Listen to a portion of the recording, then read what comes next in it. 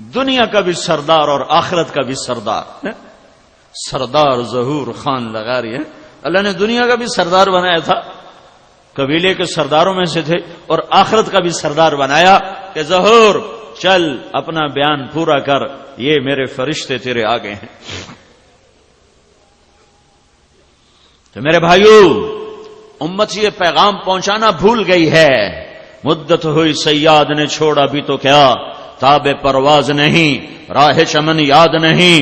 یاد ہی نہیں ہے کہ دنیا میں پھرنا، پیغام ربانی کو لے کے در در صدا لگانا، گھر گھر نوائے وقت بن جانا.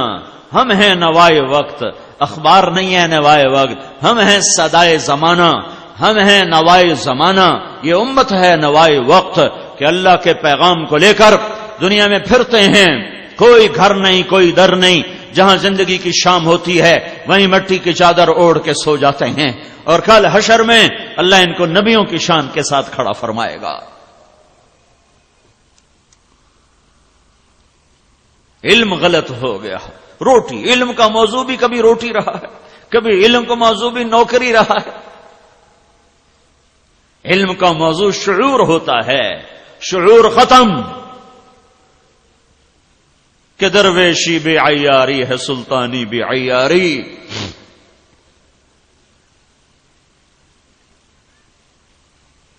یہ تبلیغ بھولا ہوا سبق ہے، کوئی نیا سبق نہیں، پرانا ہے.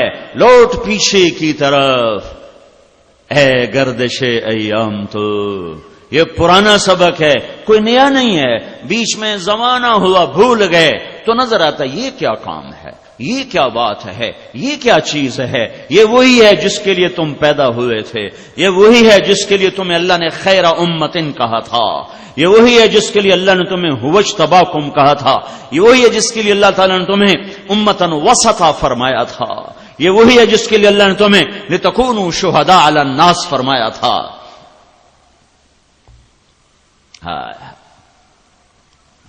یہ امت واسطہ ہے، واسطہ. وَكَذَلِكَ جَعَلْنَاكُمْ أُمَّةً وَسَطًا.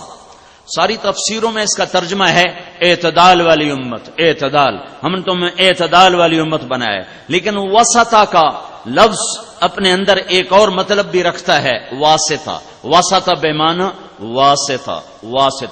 دو چیزوں کو جوڑنے کے لیے جو درمیان کی چیز ہوتی ہے اس کو کہتے ہیں واسطہ.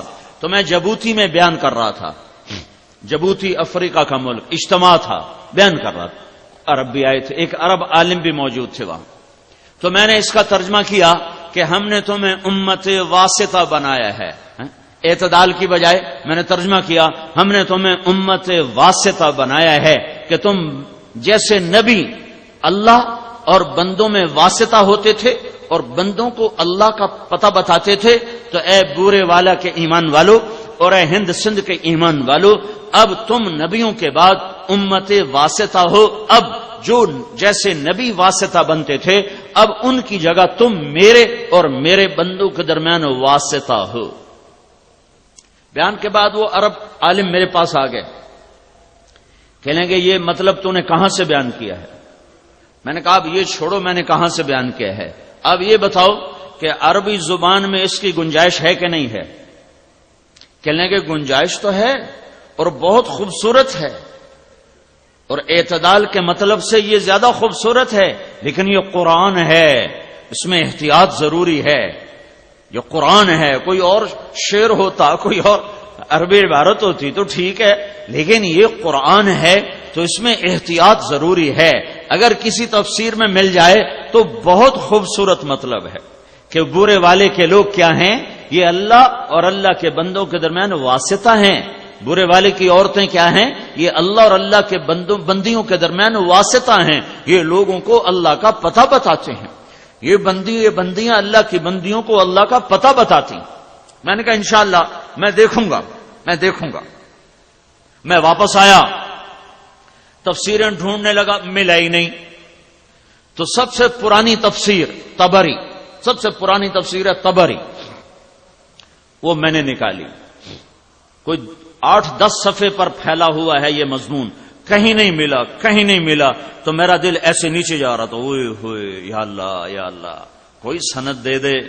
اگرچہ لفظ میں گنجائش موجود ہے، تو جب لفظ میں گنجائش ہو تو پھر وہ تفسیر بالرائے نہیں ہے، لیکن چونکہ میرا مقام ایسا نہیں ہے کہ میں ایک نئی چیز کہوں، پیچھے کسی نے کہی ہو تو پھر میری کمر سیدھی ہو جائے گی۔ تو جب بحث ختم ہو رہی تھی تو اس کے آخر میں امام طبری نے وسطہ کو بے معنی واسطہ لیا کہ ہم نے تمہیں امت واسطہ بنایا ہے۔ میں نے کتاب بند کرنے سے پہلے ہی، وہ قطر کے تھے، میں نے فون ملایا، میں نے کہا دکتور فوزی ابشر، دکتور فوزی الحمدللہ کام بن گیا۔ کہ کیا؟ میں نے کہا یہ تفسیر طبری میں لکھا ہوا ہے کہ واسطہ بے معنی واسطہ بھی ہے، کہ یہ امت اللہ اور بندوں کے درمیان واسطہ ہے۔ یہ تبلیغ امت وسطہ کا حق ہے کہ ہمیں اللہ تعالیٰ نے پوری دنیا کے انسانوں کو روشنیاں دکھانے کے لیے بھیجا ہے۔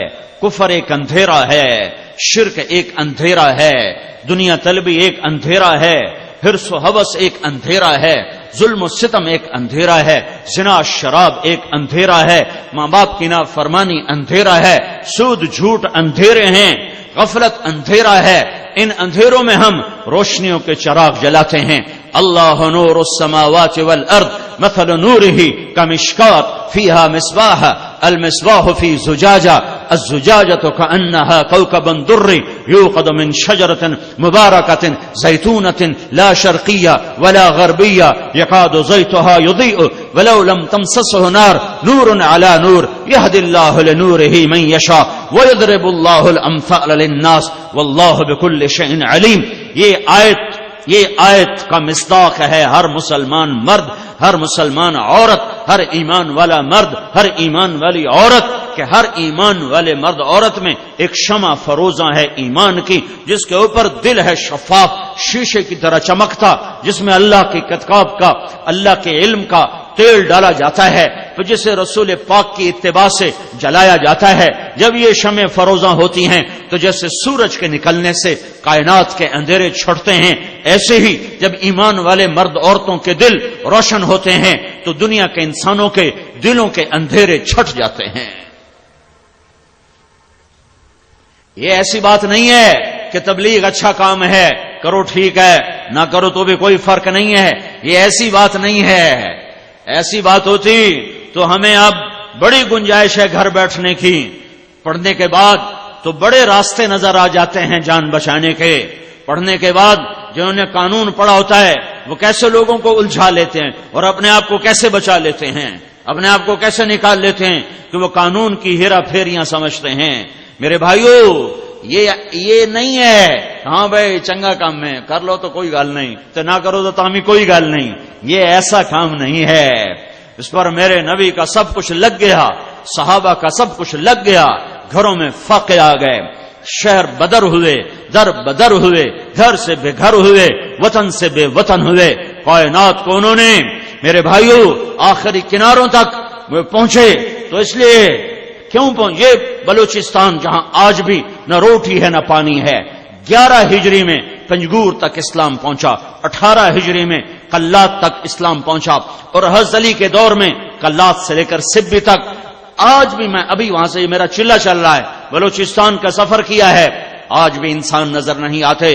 تو آج سے 14 صدی پہلے وہاں کیا تھا جس کو فتح کرنے کے لیے خلفائے راشدین کے دور میں یہاں صحابہ پہنچے ہوں؟ کچھ لوگ رہتے تھے جھونپڑوں میں، یہ جہنم میں جانے سے بچ جائیں اس لیے ان تک لشکر اسلام پہنچے ہیں۔ عبد الرحمن بن سمرہ بلوچستان میں سو گئے، خزدار اور قلات کے بیچ ایک علاقہ تھا زہری، اس میں ان کی قبر بنی، وہیں ان کا انتقال ہوا۔ عثمان رضی اللہ تعالیٰ عنہ کے دور میں اس علاقے کے گورنر تھے یہ۔ بھائیو یہ تو اس امت کا مقصد تھا، مقصد اسی کوئی بات نہیں، مستحب ہے، تبلیغ مستحب ہے۔ جب علماء سے سنتا ہوں تو میرا کلیجہ چر جاتا ہے، کیسے سمجھاؤں، کہاں سے الفاظ لاؤں جو دستک دے سکیں دل کے دریچوں پر۔ جو پھرے گا وہ سمجھے گا، جو پھرے گا وہ سمجھے گا۔